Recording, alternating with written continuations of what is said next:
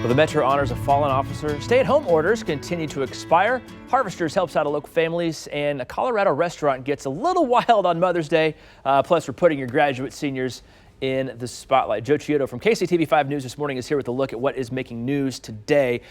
This just took over my news feed with all the videos, and it was truly moving to see the community come out to honor our fallen officer last night. Yeah, from the Overland Park Police Department. Such tragic news we've been following for a week. It doesn't get any easier to report, but we are learning new details surrounding this. And of course, this is the week where he will be buried. So there's a lot of news and attention being brought to him, as it should be. I mean, very well deserved. Officer Mike Mosher lost his life in the line of duty just a week ago. Overland Park police officers, so today, tomorrow, and Wednesday, they will have the day off from work to mourn, of course, and to take part in these activities and recover really from the shock of all of this. I mean, it is unbelievable. Nearby police departments are picking up their calls and patrol for duties. For the first time, we're also hearing from Overland Park Police Department's chief. But that's what we do. We run towards danger when others run away. We confront evil and hold back the chaos. Many times we win, but sometimes that victory comes at the ultimate cost. And that was his address to Metro officers who spent last night honoring Officer Mike Mosher with a driving vigil. Of course, everything has to be different now than how this would normally happen because of the coronavirus. We should tell you, in case you aren't aware, he was killed while confronting a hit-and-run driver.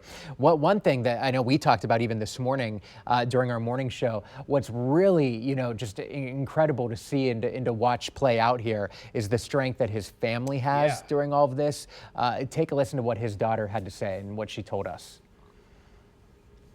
And actually, we don't have her sound here, but we can't tell you what she said. She actually told the police officers here to leave an empty seat at roll call every night because she says that her dad is still there. He will still be in the patrol car with him, and he will still be making jokes. Even though he's not physically there, she wants everyone to remember that he's still a part of the department. And I'm sure that sound, or the full interview, is on KCTV5.com. But it was, I think her note was "get back to work." Yeah, get back to work. That's what he would want. That's what he would want everyone to do. I mean, that family is just so strong. So we're thinking of them. Yeah, definitely. Everyone here at KCTV5 and in the whole community. And then today also is the first day of National Police Week as well. So not only honoring Mike Mosher, but also all the other officers here in Kansas City as well.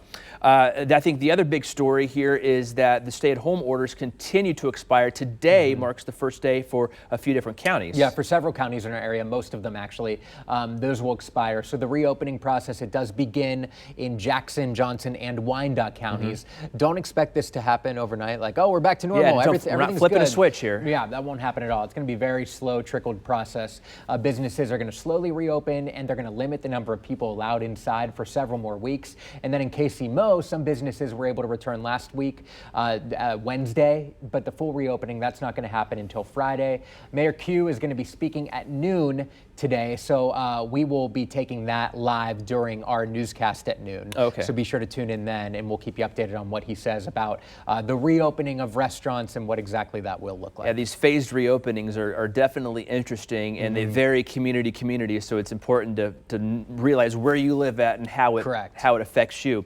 Next, this is a big ongoing food drive happening out at the K, right? The Truman Sports Complex? Yeah, so Harvesters Food Bank is going to distribute food to local families in Jackson County, so needed during this time for so many people, especially those that, have suffered a job loss or right now are making less than what they're used to. There's enough food for 3,000 families who are in need during the pandemic, again, at the Truman Sports Complex from 11 to 1 this morning. They're going to get a box of non-perishables, a box of fresh produce, and some frozen meat as well. No need to get out of the car. The volunteers there that are working hard are going to come straight to you.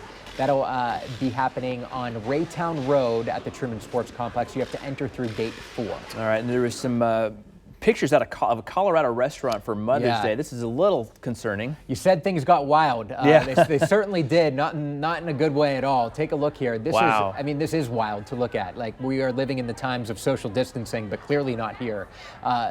What happened was a reporter from the Denver Post filmed this and then posted it, and it went viral. Dozens and dozens of customers all, crammed into this small space. None of them wearing masks, none of them social distancing. This is not allowed allowed under the city's reopening plan. It should be takeout only. There should be nobody inside the building.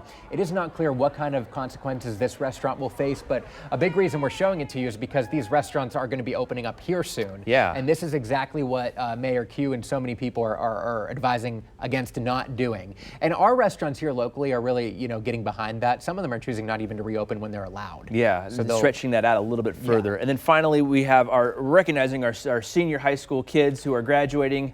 They deserve it, right? They need a lot of recognition. They do, yeah. Their whole world was kind of turned upside down, and this is not ever how they envisioned it. But who you just saw there, that was Landon. Congrats to him.